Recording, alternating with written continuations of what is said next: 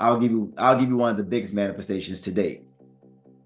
I was living in Delaware at the time and I wanted to move back to Jersey. I didn't have the money, business was going okay, but it wasn't doing that great. And I said, you know what I'm gonna do? I'm gonna win the biggest jackpot in Delaware history with this exact hand on this exact game. I put it out there. I did all my techniques. I didn't even worry about it. I went back to the casino about 3 months later. 15 minutes. I won $284,000. What'd you end up doing with that money? Did you just move and start a new life? I splurged a little bit. If I bought a little car, that was one of my little bucket list things. I wound up selling that car like 6 months later. I bought a house. I bought another vehicle. I put money into my business. I had a business at the time. I put money into that. That's what I did with the money. I just kept on using it to make more money. Is there Yeah. anything else you'd like to share?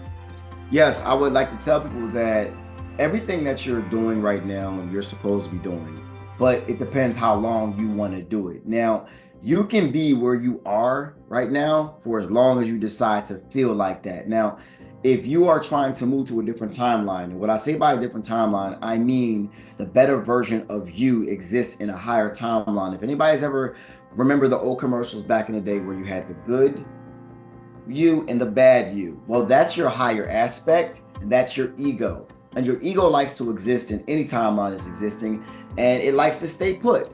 It's the challenger that's inside of you. And many of you are going through challenges right now with adversity that you're only looking at the bad part about. Now, much adversity is here to show you who you actually are so you can respond to that and grow.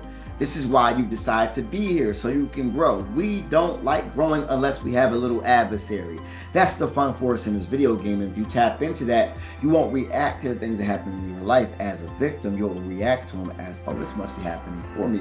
What is this telling me about myself? And if you enter into that type of state of perspective and being, you become more of the God that can look over the reality, not be just in the reality, but you can do both at the same time. When you do that and you accept your challenges of self or challenges by others and standing up for yourself and moving in the heart space and healing, which is many people got to do. We got to heal. Healing is first before anything. All right. Many of us are unhealed. We're not doing our shadow work. People say, well, what's shadow work, man? First thing about shadow work is being accountable for everything that's ever happened to you, realizing and taking responsibility for everything that's happening to you, realizing that you created it because it's all of yours anyway. It's your power.